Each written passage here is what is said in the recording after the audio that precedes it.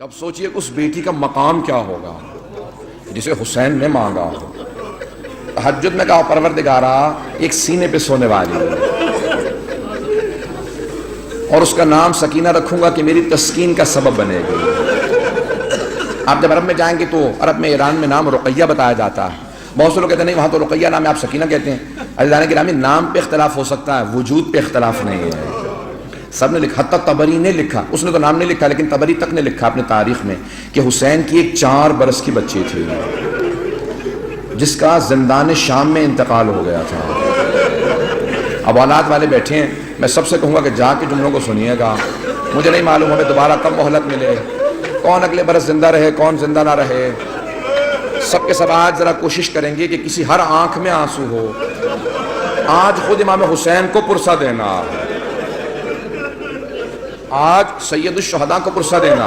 کس کا پرسہ دینا؟ ان کی بیٹی سینے پہ سونے والی۔ آئیں ذرا میں پیش کروں تو مولا جب بھی سینے پہ سلاتے تھے نا تو ہر رات میں آپ نے دیکھا ہے نا ماں باپ بچوں کو کہانی سناتے ہیں تو سید الشہداء مختلف کہانیاں سنایا کرتے تھے۔ ایک مرتبہ شام میں کسی خاتون نے جناب سکینہ کی طرف صدقہ پھینکا، کہا بی بی یہ صدقہ ہے کھا لینا پھر میرے بچوں کے لیے دعا کر دینا۔ اب وہ حسین کی بیٹی سے جلال آ گیا، کہا تم نہیں جانتی ہم آل محمد ہیں، ہم پہ صدقہ حرام ہے۔ وہ فوراً دوڑتی ہوئی گھر گئی، کہا میں نظر کی کھجور لائی ہوں،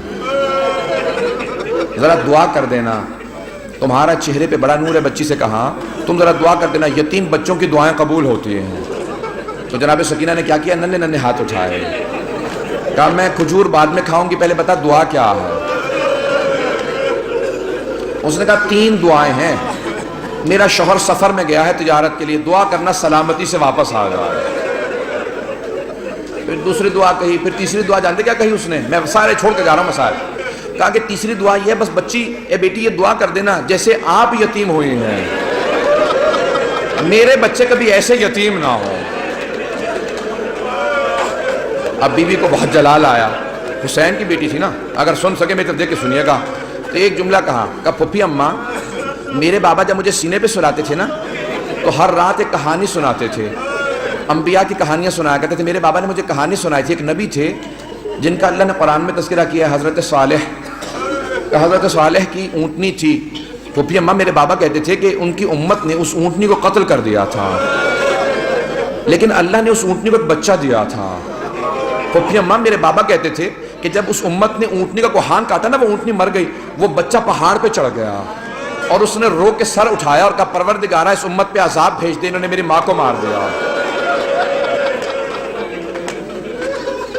پھپھی اماں میرے بابا کہتے تھے اللہ نے امت پہ عذاب نازل کر دیا تھا اس بچے کی بد دعا کی وجہ سے، اونٹنی کے بچے کی بد دعا سے۔ پھپھی اماں میں آپ سے ایک سوال کرنا چاہتی ہوں۔ ابھی بھی سمجھ گئے کہ بچی کو جلال آ گیا۔ میرے گھر میں بھی بچیاں ہیں، بیوی کے مسائل پڑھے نہیں جاتے مجھ سے۔ کہ بیوی کیا بات ہے؟ جناب زینب نے پوچھا بیوی کیا بات ہے؟ کہا پھپھی اماں میں ایک سوال کرنا چاہتی ہوں، مجھے بس اتنا بتا دیں اس اونٹنی کے بچے کا مقام زیادہ تھا یا میرا مقام زیادہ ہے؟ کہ بیوی کیا بات ہے؟ کہ پھپھی اماں میں بد دعا کروں گی آپ آمین کہیے گا۔ پھپھی اماں یہ جو تازیان نے مارتے میں ان کے خلاف بد دعا کرنا چاہتی ہوں۔ جناب زینب نے کہا بی بی بد دعا سے پہلے بابا کے سر کو دیکھ لینا، آپ کے بابا نے بد دعا نہیں کی۔ اب کیا کہا جناب سکینہ نے؟ اس بی بی سے اس خاتون سے کہا اپنی کھجوریں واپس لے جا، میں ویسے دعا کر دوں گی۔ چلو کمر اللہ، بس میں ایک اور جملے کو پیش کروں۔ بی بی پہ بڑے مسائل، میں سارے مسائل چھوڑتا ہوا گزر رہا ہوں، پتہ نہیں میں آج پڑھ پاؤں گا کہ نہیں پڑھ پاؤں گا، شہادت میں پوری نہیں پیش کر سکوں گا، مجھے نہیں لگتا کہ میں شہادت پڑھ پاؤں گا۔ جملے سنیں گے جب شام غریبہ میں جناب سکینہ کو تماچے لگے نا اور بی بی بے ہوش ہو کے گر گئے۔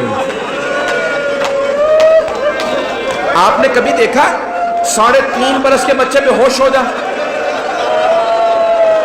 کبھی 3.5 برس کے بچے بے ہوش نہیں ہوتے، انہیں پتہ ہی نہیں ہوتا نہ جانے کتنے تماچے لگے ہوں گے کہ بیوی بے ہوش ہو گئی۔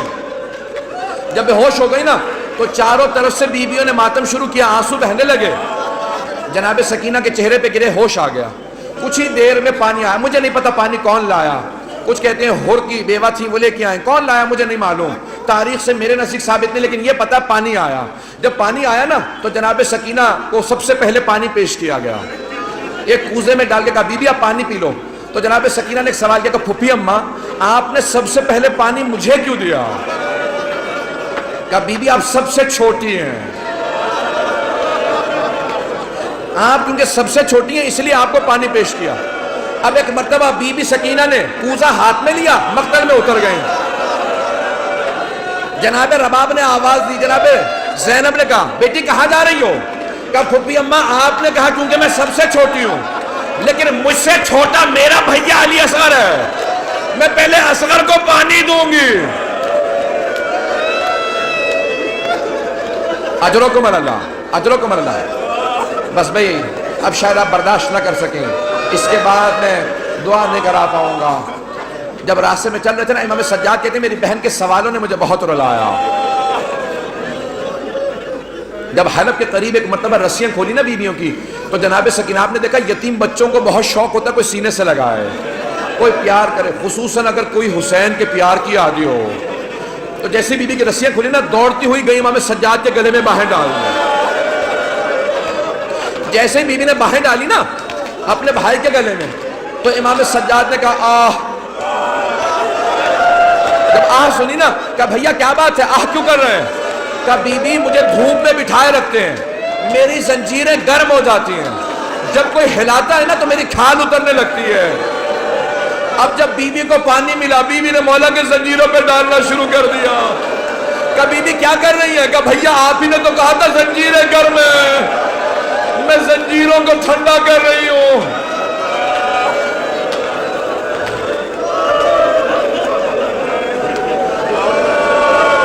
اجرکم اللہ، اجرکم اللہ۔ بی بی کی شہادت کی 3 روایات ہیں۔ میں بار بار شہادت کیوں کہہ رہا ہوں؟ جو طبیعی موت مرتا ہے نا اسے کہا جاتا ہے وفات، اور جو ظلم سے مرتا ہے اسے کہا جاتا ہے شہید۔